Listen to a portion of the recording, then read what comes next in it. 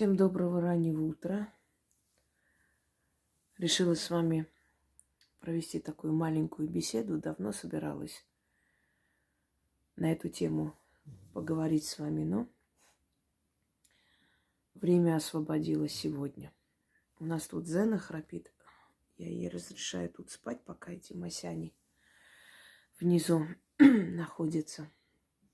Когда их раздадим, она уже будет там. Потому что если она туда пойдет, они просыпаются. Так что услышите храп, не обессудьте. Не все люди в мире, к счастью большому, не все подвергаются ограблению или кражам. Не у всех людей что-то украли. Наверное, прочитав название, вы подумали, что это речь пойдет о том, что нас обсчитывают в магазине, берут большие комиссии в банке, берут большие проценты, когда мы берем кредит. Когда люди берут кредит, я стараюсь такое не делать. Ну, в любом случае, если человек обязательный, берет и оплачивает. Но бывают такие обстоятельства в жизни, когда деваться некуда. В любом случае, конечно, это тоже можно отнести к грабежу. Нас грабят. Если человек берет 6 миллионов на 3-4 года, предположим, отдает 9, зачастую 10, смотря какие проценты, с каким условием эти деньги взяты. Грабеж, да, но мы сами идем на это. То есть тут все честно. Ты знаешь, на что идешь, и ты на это идешь. У тебя нет выхода иного. Но в любом случае это осознанное отдавание своих денег какой-либо организации, банку. Адвокат берет деньги, но процесс провалил. Но деньги не возвращает, потому что вы изначально так решили. Вы подписываете соглашение о том, что при любом исходе деньги не должны быть возвращены, поскольку это считается плата за расход, за время, за работу, неважно, сделано или нет. Врач берет деньги за операцию, но пациент может умереть. Но деньги не возвращаются, потому что он взял за свою работу. Иногда это правильно, потому что они не боги и не могут все предугадать. Они действительно берут за свою работу и стараются спасти, если это достойные доктора. Иногда люди знают, что идут на риск, но соглашаются. То есть это все согласие человека. Здесь без претензий, здесь мы ничего сказать не можем, потому как сами подписались. Люди идут, предположим, там, что там, вставляют зубы. Вот гарантийный срок не прошел, а там шатается этот мост. Идут, просят пересмотреть, сделать бесплатно. Там не соглашаются, тянут это время. Человек не может вечно ждать, он идет к другому стоматологу, это все за свои деньги исправляет. Да, он может отдать адвокату денег, начинать судебный процесс, но он понимает, что он больше потратит времени и денег, чем получит в итоге.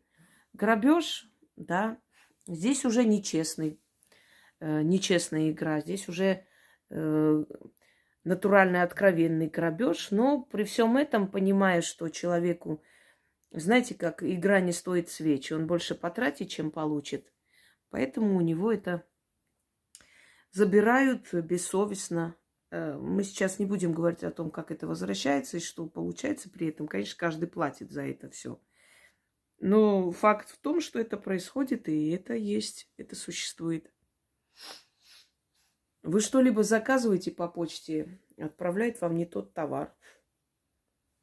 Предположим, это нечто стоит 10 тысяч, а чтобы нанять адвоката, поехать по судам, вы потратите 100.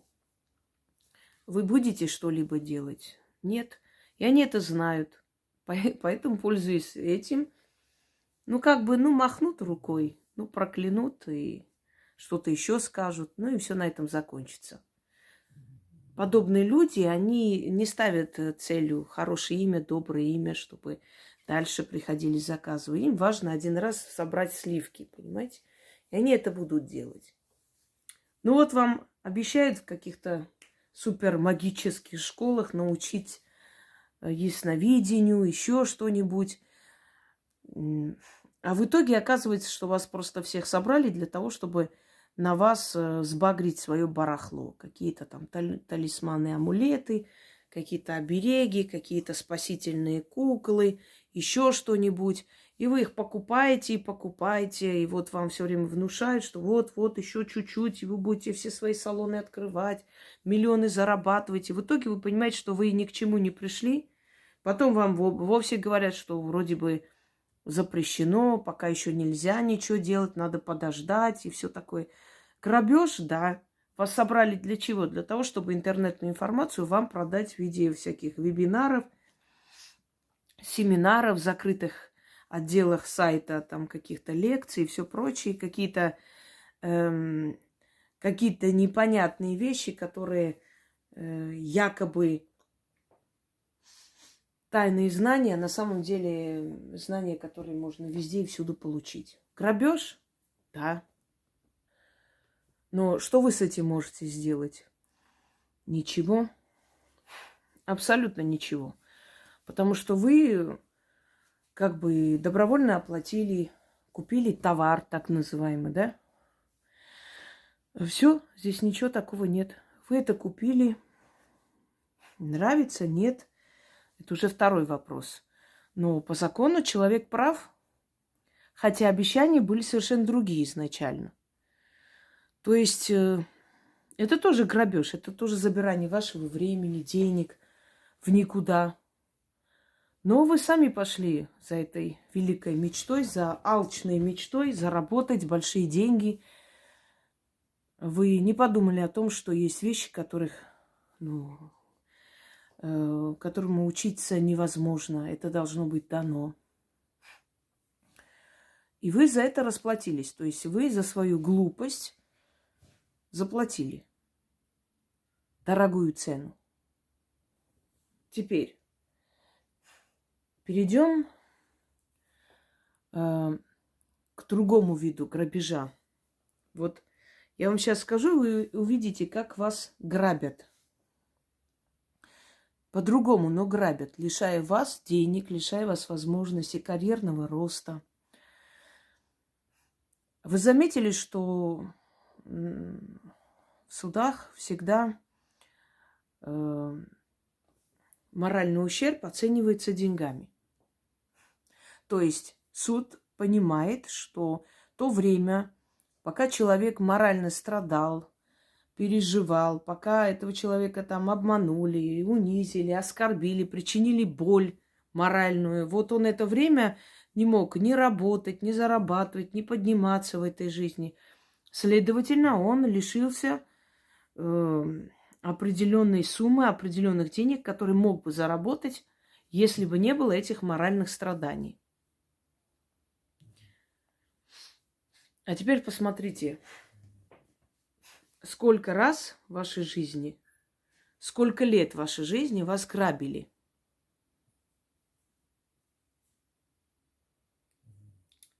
Вы встретили человека, полюбили этого человека, жили с этим человеком, вложили всю себя для того, чтобы этот человек поднялся. А человек вас периодически мучил, унижал, издевался. Вы либо терпели это, или надеялись на то, что он поменяется, или были чувства. Пока есть чувства, человек не может так легко и просто взять и вычеркнуть. Ждет лучших времен. Мы все так устроены. Просто кто-то делает выводы из этих ошибок, а кто-то дальше продолжает свою жизнь отдавать и как бы жертвовать человеку, который это не видит и не ценит и не поймет никогда.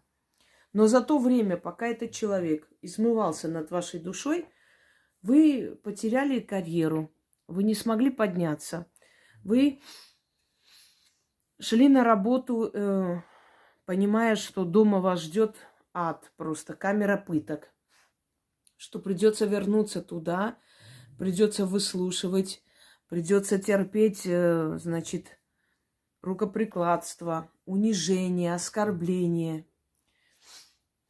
И все ваши мысли о том, как освободиться, как уйти, что делать, куда бежать, куда схватить детей и уйти, что вы в это время не способны ни зарабатывать, ни подняться, не жить нормальной жизнью, потому что ваши мысли все концентрированы на том, чтобы выжить. Вы теряете карьеру, следовательно, вы теряете заработок, достаток. Вот смотрите, сколько женщин у нас в форуме, например, да, сейчас, послушав этот видеоролик, узнают себя. Стоило поверить мужчине, особенно по молодости, по неопытности, и упускался шанс подняться в этой жизни, он потом уходил, либо мы выгоняли из жизни, невыносимо было уже это все терпеть. А вот это все уже не наверстать. То есть мы потеряли определенные возможности. Пока мы терпим человека, и он за счет нас существует, на нашей энергии, он просто жрет и пьет нашу кровь. Он живет не только, скажем, как бы сказать, физически, да, в физическом плане, и существует благодаря нам и тому, что мы работаем, а еще и потому, что он просто съедает нашу энергию. Он наполняется силой жизненной, выжимая нас самих, уничтожая в нас все желание жить. И в это время мы упускаем шанс купить дом, купить квартиру, купить себе красивые вещи, потому что мы успеваем только держаться на плаву, как-нибудь обеспечить быт. И все, что мы зарабатываем, это уходит на содержание всех нас. А в то время человек... бывают такие периоды, когда, например, у мужчины в жизни трудные ситуации, да, можно поддержать и помочь, и понять его, но когда он и не собирается ничего делать ради семьи, ради вас,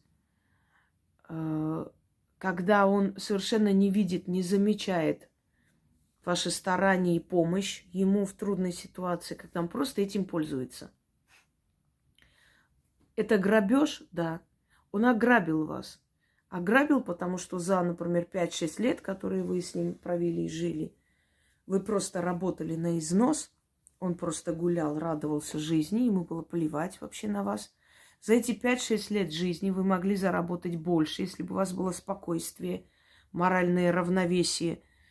Вы бы могли купить свой дом, вы бы могли открыть свое предприятие, фирму, вы бы могли научиться чему-то, следовательно, заработать больше. Он ограбил вас. И он ушел, или вы от него избавились каким-то способом, или вы убежали, в любом случае спаслись от него. И вы абсолютно обнуленные начинаете жизнь с нуля.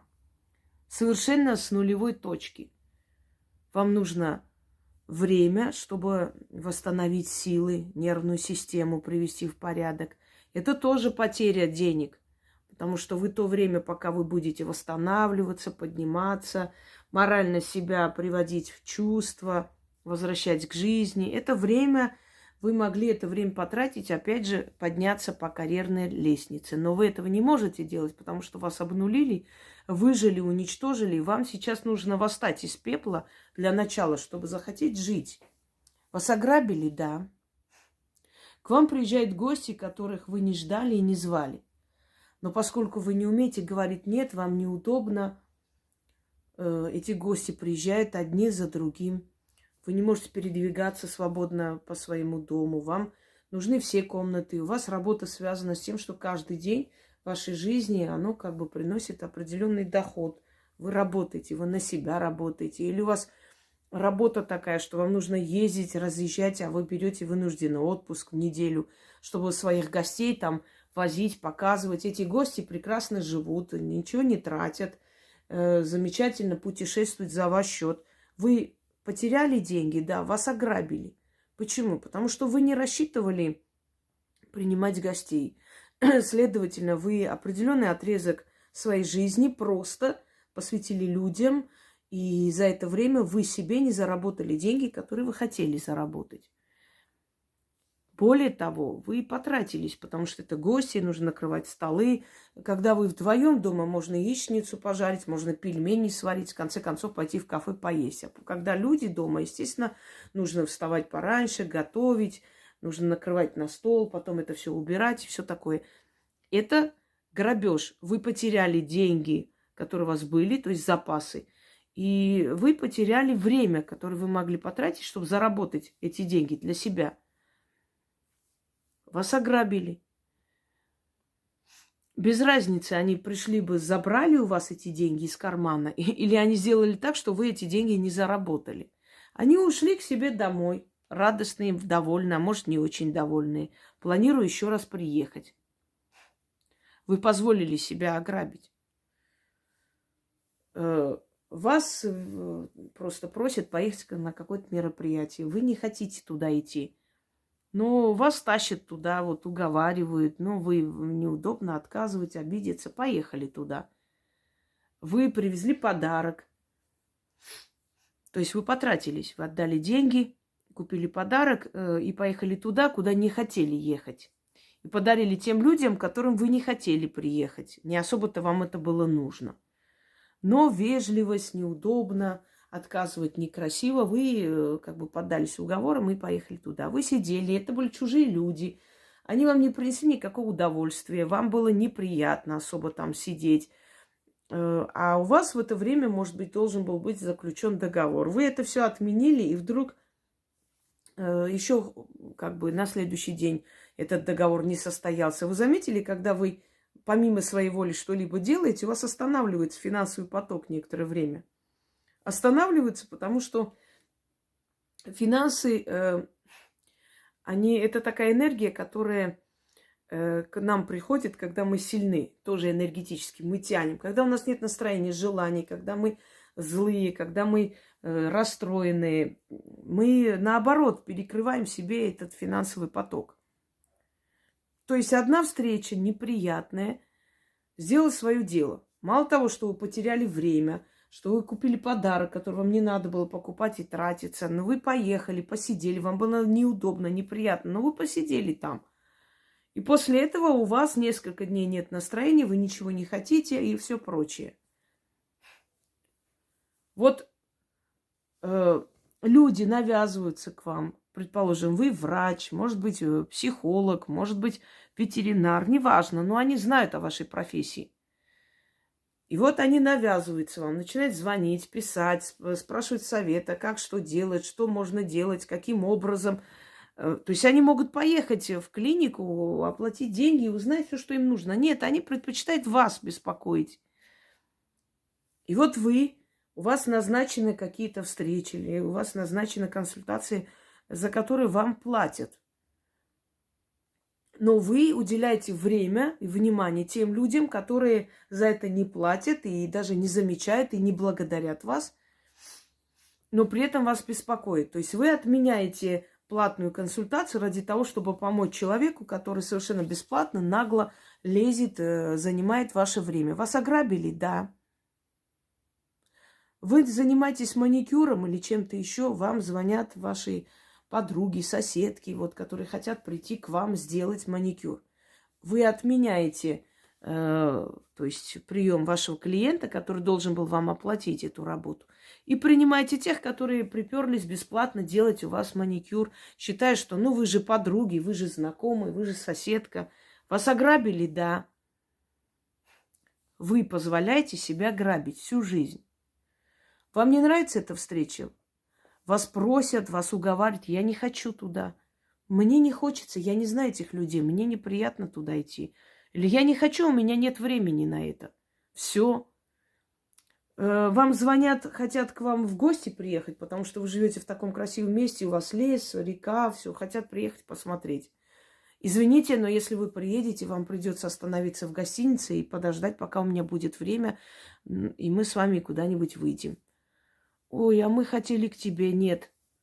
Сейчас никак не могу принять гостей. Очень извиняюсь, прошу меня понять, не обижаться, но у меня сейчас очень такой расписанный просто график по дням и по часам, и я сейчас не расположена просто принимать гостей. Я ни в какую не смогу вас принять. Приехали в наглую ночью. Ребята, вы переночуйте до утра, но утром вы должны найти гостиницу, потому что у меня нет времени, к сожалению, с вами провести время. Мне бы очень хотелось, но у меня нет этой возможности, и я не рассчитывала. Я научилась это делать, и мне стало легче. И никогда не бойтесь ставить людей на место. Обидятся они или нет. Если это нормальные люди, они должны понимать. Если ненормальные люди, не надо переживать, что они уйдут из вашей жизни. Я вас уверяю, таким людям, даже если вы всю жизнь будете делать хорошо, помогать и финансово, и по-всякому, все равно когда-нибудь они скажут, что вы плохая, и все это разрушится.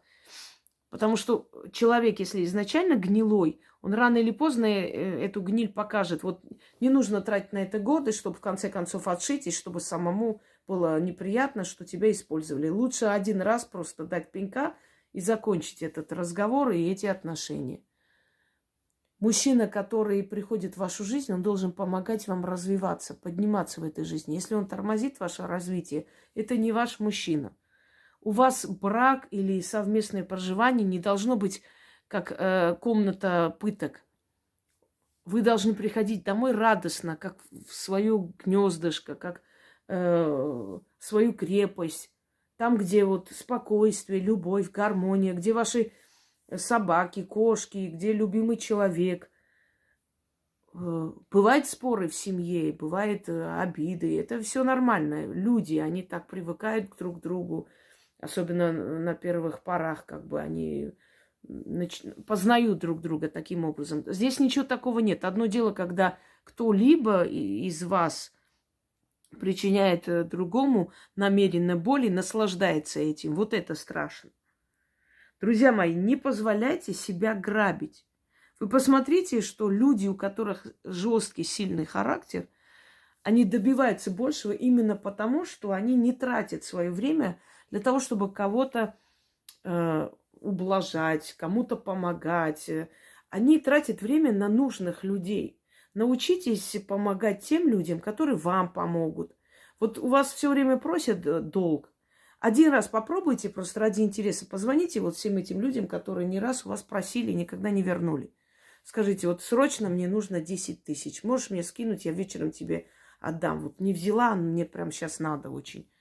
И посмотрите, хоть кто-нибудь из них вам поможет? Никто. Попробуйте просто один раз вот так, таким образом, как бы испытать людей. Знаете, такую притчу, когда молодой человек женится, и ему некогда, и он отдает отцу пригласительные и говорит: вот здесь 100 пригласительных, пожалуйста, отправь по адресам, мне некогда.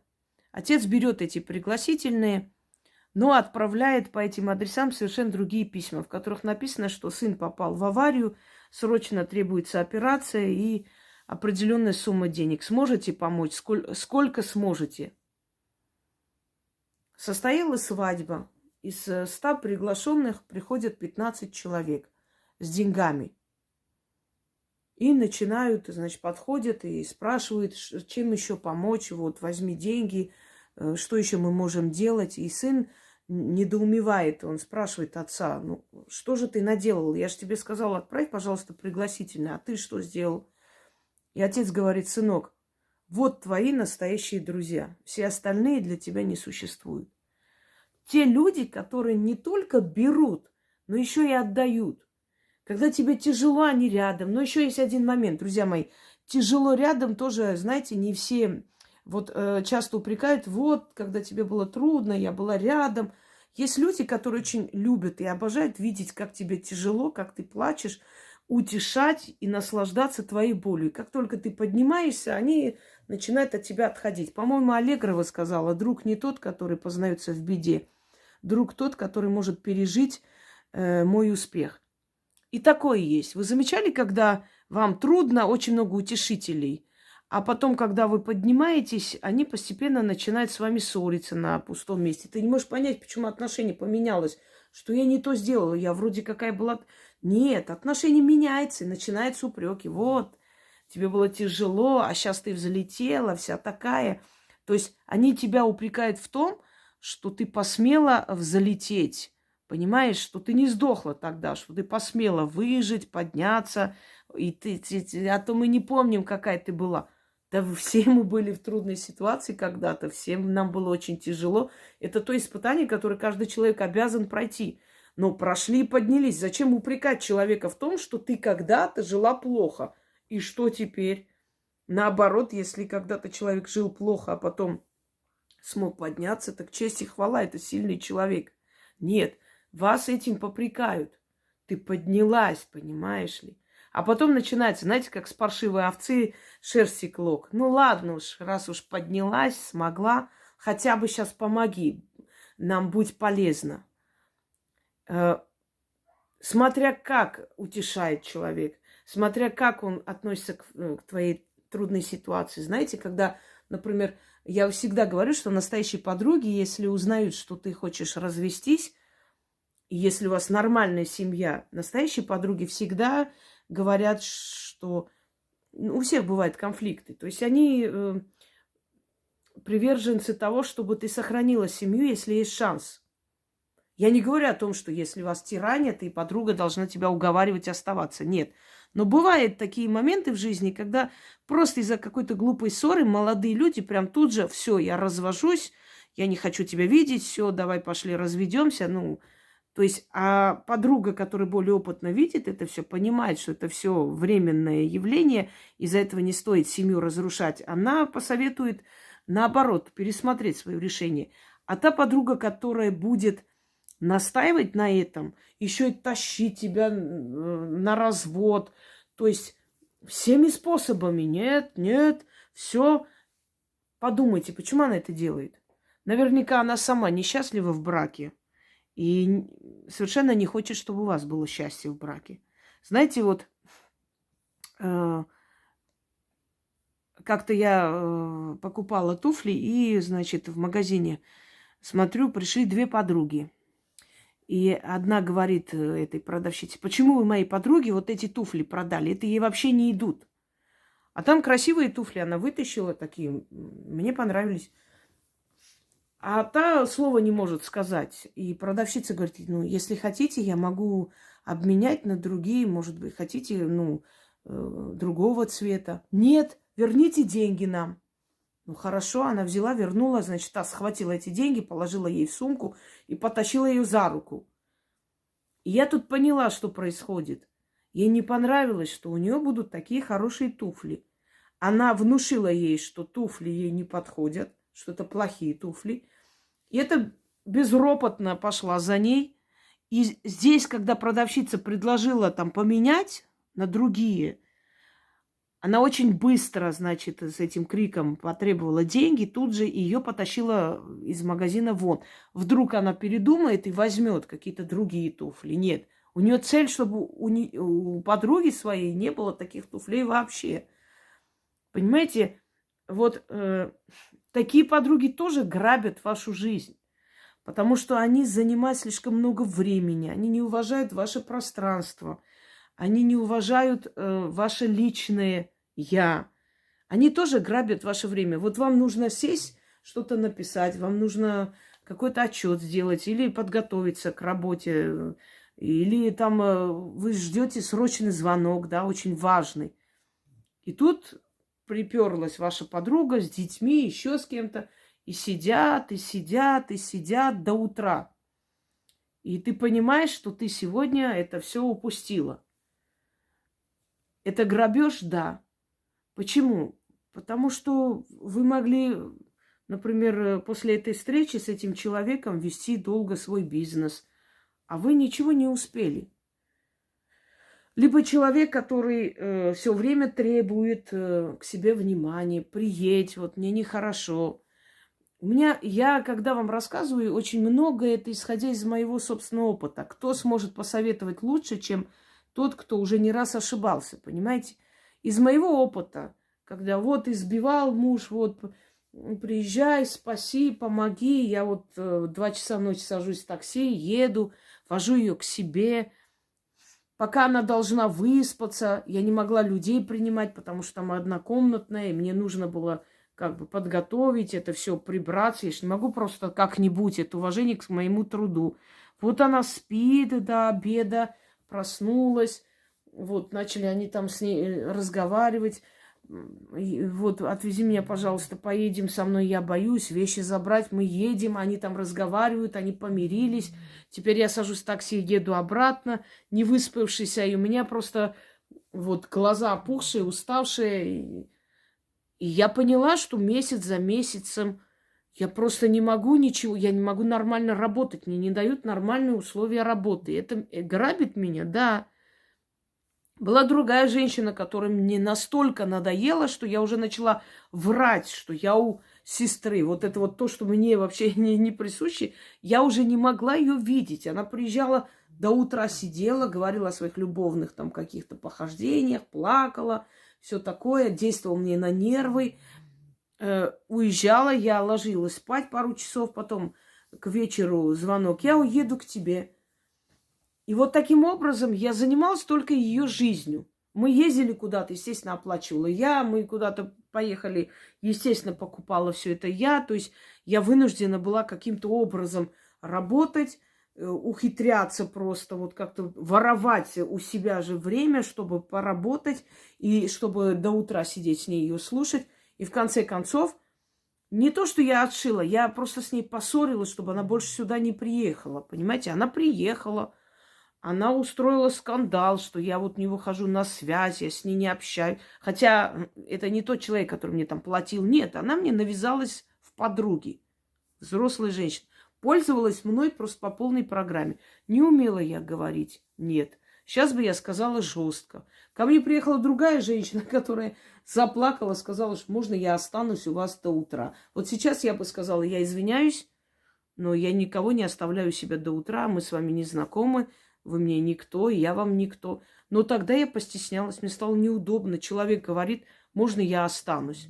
Что мне делать? Я ее оставила до утра. До утра меня просто достали, вот не хочу говорить плохим словом, задолбали смотреть на всех и любовников, друзей, там, родственников.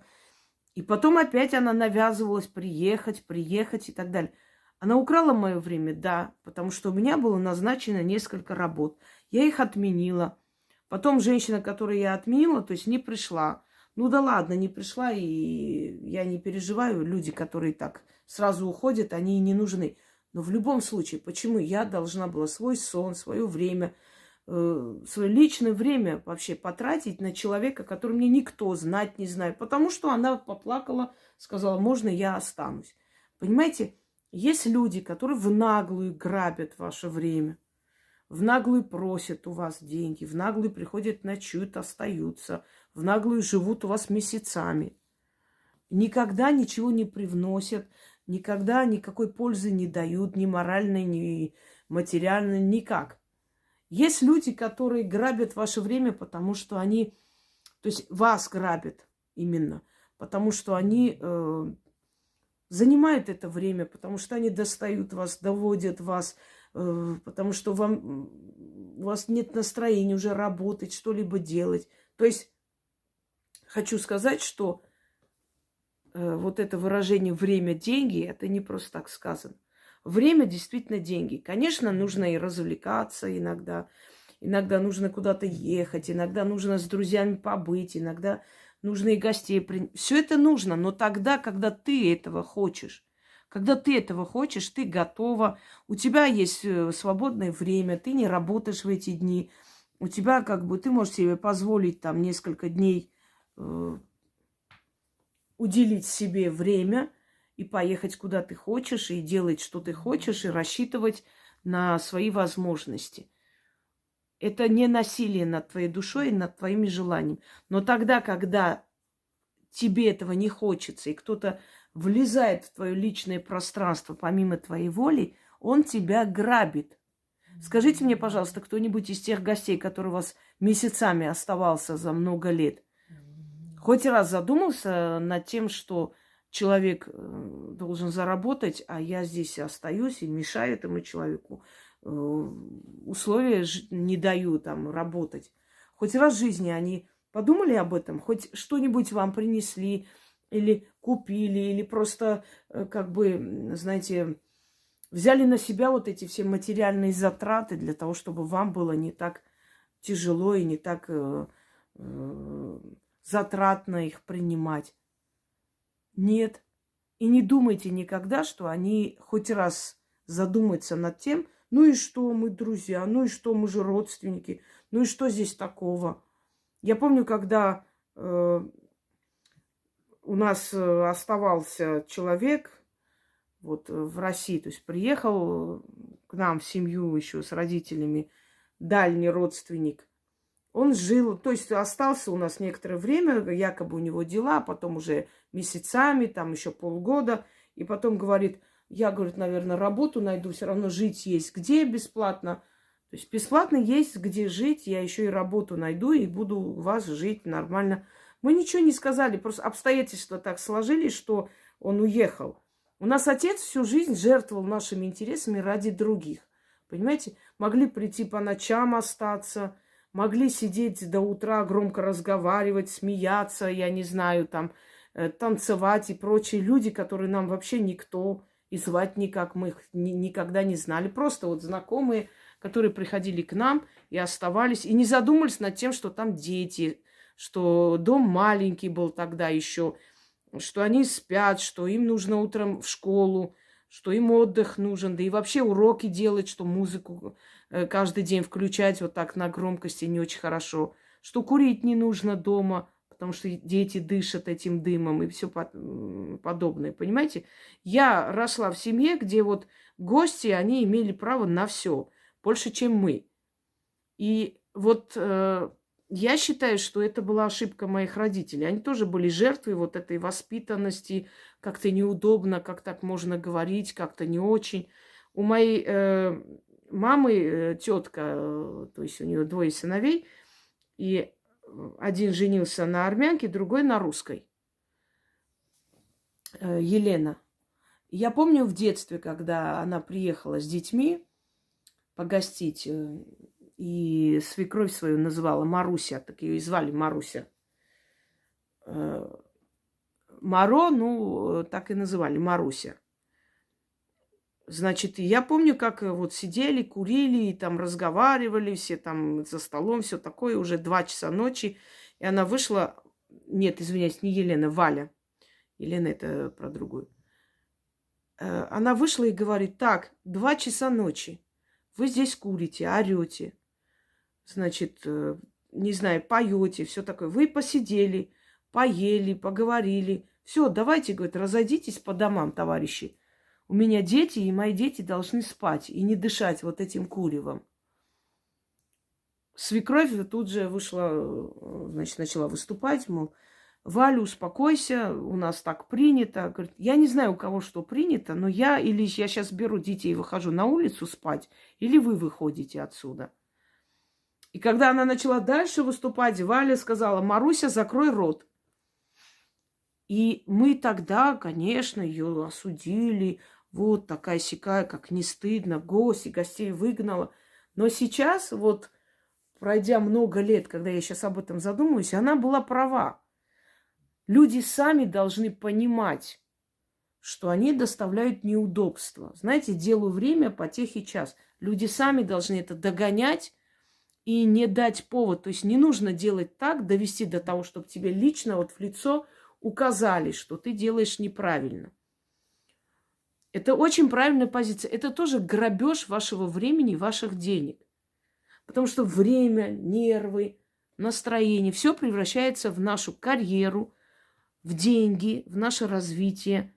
И если мы это все, вот знаете, становясь жертвой воспитанности, что неудобно как-то, некрасиво, когда мы это все просто раздаем, сами не получаем от этого никакого удовлетворения, никакой радости, но при этом понимаем, что отняли наше время, наши деньги, наши возможности, что мы не заработали тех денег, которые должны были в это время заработать, что после этого нам приходится восстанавливаться, что после этого нам приходится вставать снова на ноги.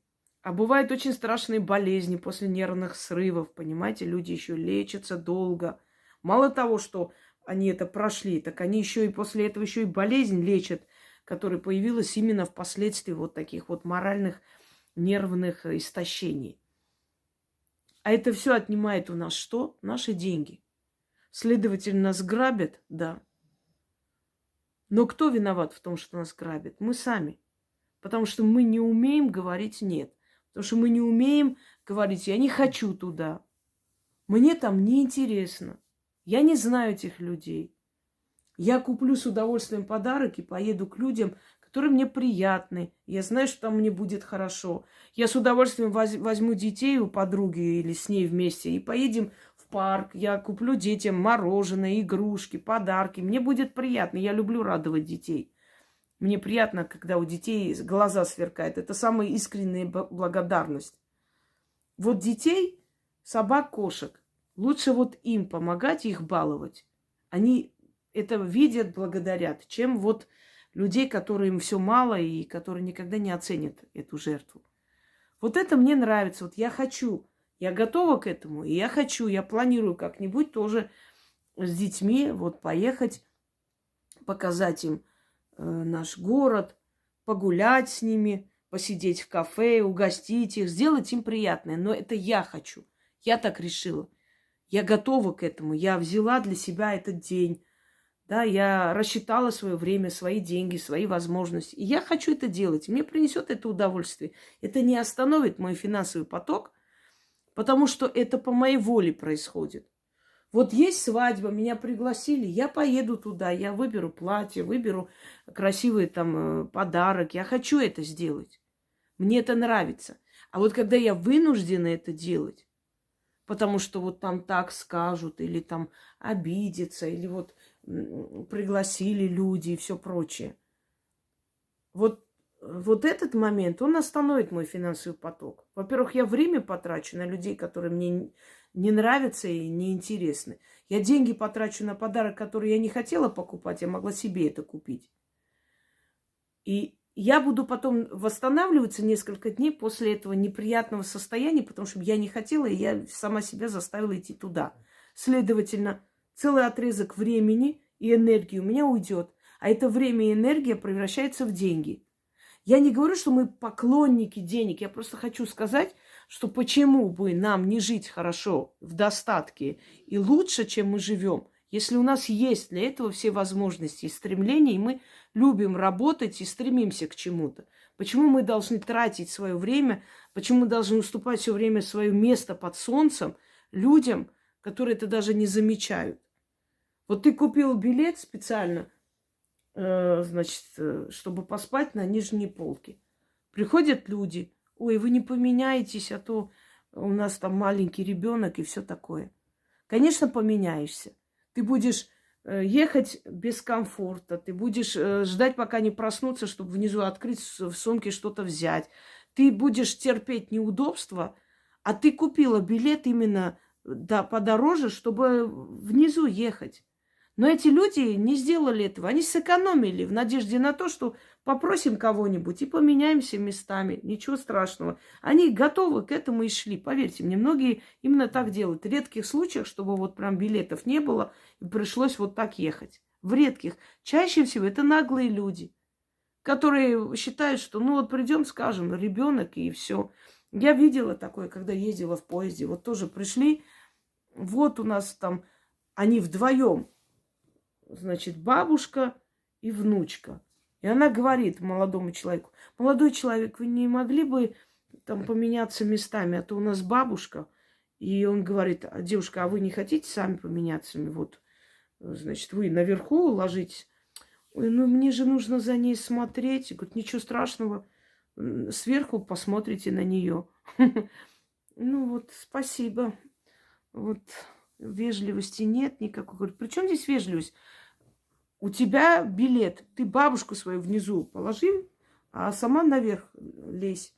Нет, мне же нужно посмотреть за ней. Так ты смотри, ты рассчитывай на это, что ты едешь с бабушкой, значит, заранее купи эти билеты. Понимаете? С одной стороны, это кажется грубостью как-то, безучастность, так что же нельзя. Но с другой стороны, чаще всего этой вот воспитанностью пользуются наглые люди. Потому что человек, которому действительно нужна помощь, человек, которому действительно негде останавливаться, поверьте мне, никого не будет беспокоить. Я за всю жизнь никогда никого не беспокоила. Я никогда не поехала с расчетом на то, что я останусь у друзей, там останусь, тут останусь. Я никогда не способна, не могу это делать, потому что у каждого человека свои трудности, свои проблемы, своя семья, особенно в наше время. Это раньше, может быть, негде было, некуда останавливаться. Сейчас гостиницы на каждом шагу. И они недорогие, там, доступные вполне. Можно как бы пойти, снять номер и спокойно переночевать, не беспокоить при этом людей. Когда человеку действительно нужна помощь, он стесняется попросить. И чаще всего пользуются нашим гостеприимством, пользуются нами, нашими деньгами, нашим временем. Именно те люди, которые наглые, у которых есть свои запасы, есть свои возможности, но они не хотят это тратить. Они привыкли просто прийти в наглую, где-то остаться, где-то пожить. Понимаете? То есть у них нет этого чувства такта, что вот как-то неудобно. Это тебе неудобно. И они тебя могут очень хорошо упрекнуть в том, что вот я приехала, а вы там не захотели, чтобы я у вас остался там месяцами, годами и все прочее. Вы все равно расстанетесь с врагами рано или поздно. Так лучше рано, чем поздно, правда? Лучше не тратить на таких людей свое время. Четко и ясно. Я не пойду на эту свадьбу. Я не хочу, меня не тянет, у меня нет настроения. Я не хочу туда идти. Ну почему? Не хочу и все. Нет у меня желания туда идти. Почему я должна себя заставить туда идти? Обижайся сколько хочешь. Все. И вы, когда один раз, два раза, три раза научитесь ставить на место, или там можно я у тебя там посижу, у тебя там напишу, а ты как-нибудь. А ты говоришь четко и ясно, нет, я здесь буду сидеть, потому что мне так удобно, потому что я там задыхаюсь, потому что у меня там проблемы с дыханием, там пыльно, там не то, не мое место. Я хочу здесь сидеть, я здесь буду работать. Моя работа будет плодотворной, когда я здесь буду сидеть, работать. Поэтому нет, я буду здесь. Нет, извините, ребята, у меня сейчас нет настроения, времени, желания гостей принимать. Когда я буду готова, я вам скажу. Если вы готовы приехать в гостиницу, остаться, сами ехать по городу гулять, ну, когда я смогу, я к вам подойду. Это другой вопрос. Если рассчитываете, чтобы я с вами ездила, у меня сейчас нет времени. И у меня нет возможности вам в этом деле помочь. Поэтому извините, но вам здесь делать нечего. Поверьте мне, стоит вам один раз дать слабину, быть доброй, и к вам будут ездить с детьми, с сумками, с баулами, заполонят ваш дом, вам пройти будет некуда, негде. Будет такое ощущение, что это вы у них живете, а не они у вас. Вот и стоит один раз посадить на голову, и больше оттуда не слезут, пока вы их не выкинете оттуда. И все равно пойдут и будут говорить, что вы плохая. Потому что люди, когда чрезмерно добрые, во-первых, это разрушает брак. Во-вторых, вы с ужасом и страхом ждете каникул или выходных, потому что вы понимаете, что обязательно припрутся целыми семьями, с детьми, с бабушками, дедушками, потому что у вас красивое место, приехали провести время. А у вас спросили, а ваше время вы провели хорошо? Я уверена, что многие узнали свою жизнь. Ой, у нас выходной, мы приедем к тебе. Ой, у нас неделю нам отпуск дали, приедем к тебе, останемся, посмотрим, у вас там так красиво. А кто-нибудь спросил, а мне это время, то, что вот тебе дали, мне от этого что? Тебе дали отпуск, ты рассчитывай на свои финансы, на свои деньги, поезжай, снимай гостиницу, ну скажешь там, давай встретимся, увидимся, пожалуйста, почему бы нет. Тебя спросили, когда брали отпуск, это их отпуск. Почему ты должна их отпуск, их обслуживать? Задайте себе этот вопрос и будьте жестче. Не позволяйте себя грабить. Если бы мы не позволяли себя грабить, сейчас мы жили бы намного лучше, у нас был больше запас денег, у нас было бы больше имущества, у нас было бы больше связей, более уже развитая карьера и достаток в жизни. Потому что мы все время позволяем себя грабить. Людям, которые никогда никому куска хлеба не дадут просто так.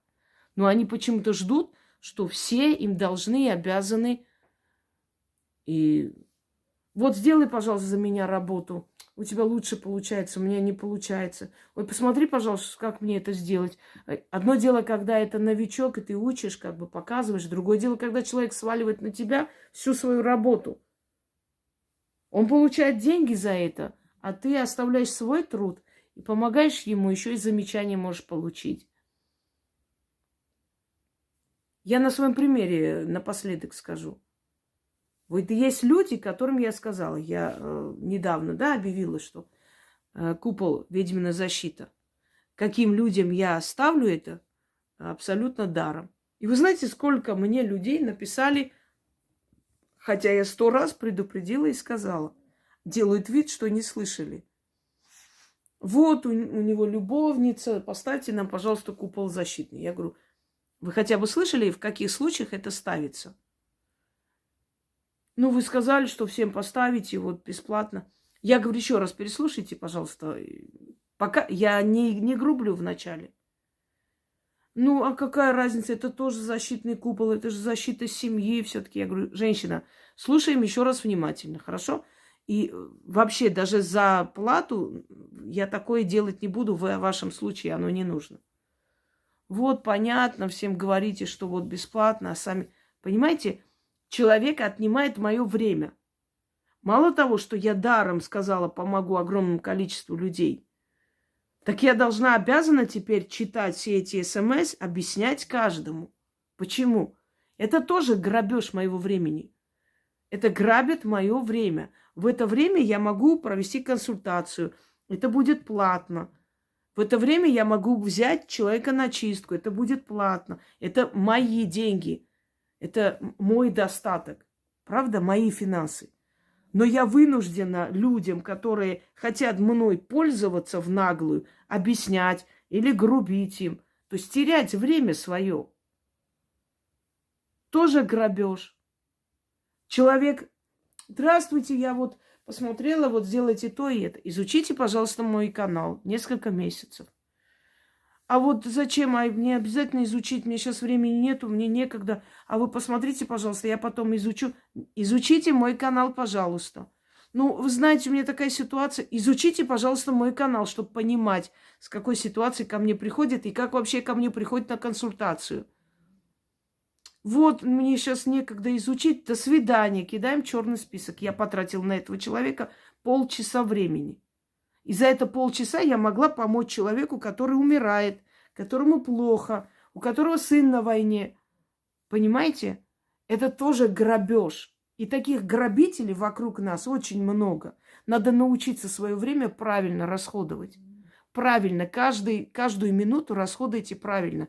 И когда придет время, как Генри Форд говорил, тот человек, который правильно использует свое время, тот и богатеет. И вы сейчас садитесь и представьте, сколько лет своей жизни вы просто отдали в никуда людям, которые вас ограбили. Они жили у вас, они жили за ваш счет, они брали у вас деньги, они жили у вас, вам приходилось и о них заботиться, и в то же самое время работать, и разрываться на 2 работах, чтобы как-нибудь обеспечить себя. В это время вы могли эти деньги накопить и купить себе что-нибудь. У вас не получалось. Мне кажется, у нас, зрительница написала, что когда я родила сына, все родственники приехали и жили у нас. Как будто приехали нас поздравить. И говорит, я помню, что я в таком состоянии, только родившись, женщина вот вставала по ночам и ребенка кормила, еще и с утра пораньше думала, что приготовить, чтобы они там поели, потом это за ними убирала, стирала сутками. И говорит, они жили у нас месяцами до такого состояния, что у нас финансы закончились, и мой муж продал просто эту машину нашу, чтобы дальше этими финансами наших гостей содержать. Они ограбили этих людей, они ограбили этих людей. Они ограбили уже существующие финансы, сожрали и не дали заработать новых финансов. Более того, они еще и ограбили ее здоровье. И время, которое она могла уделить себе и своему сыну и восстановлению после родов. И вы думаете, что эти люди помнят это время? Если им сейчас сказать, вы помните, вы приехали, вы все вот без стыда и совести сидели, жили у нас. Эти люди скажут спасибо? Нет, поверьте мне. Так не позволяйте наглым грабителям себя грабить. С этой минуты садитесь и смотрите, что вам не нужно. Если вас заставляют на днях поехать на день рождения, который вам не нужно, вы говорите, я не поеду, я не хочу. Если люди хотят к вам приехать, и вы нервничаете, вся уже извелись дома, скандалите, срываетесь на всех, потому что я не хочу их принимать, у меня нет времени, возьмите просто и напишите. Если у вас не решается муж или там свекровь, еще кто-нибудь, сами пишите. Извините, но у меня нет времени. Они стесняются вам говорить, но на самом деле вы должны понимать, у нас сейчас нет времени и желания. Вот у меня, например, в этом году вообще не было никакого желания принимать никаких гостей. И скажу почему. Настроения нет. В связи с тем, что происходит в мире. Не хочу. У меня нет на это таких вот ресурсов внутренних. И я не считаю, что я должна финансы тратить заодно на людей, которых я не звала. Одно дело, если ты готова, зовешь на несколько дней. А другое дело, когда к тебе просто приходят с семьями. Считаешь, что так и нужно. Ну, потому что ты же богатая, ты же хорошо живешь, у тебя дом есть. Что, тебе трудно, что ли? Мы немного поживем, и что здесь такого? Много чего такого. Мне это не нужно. Вот в чем дело. Вот запомните. Пока вы будете позволять вас грабить, вас будут грабить. И на этом все. Всем удачи!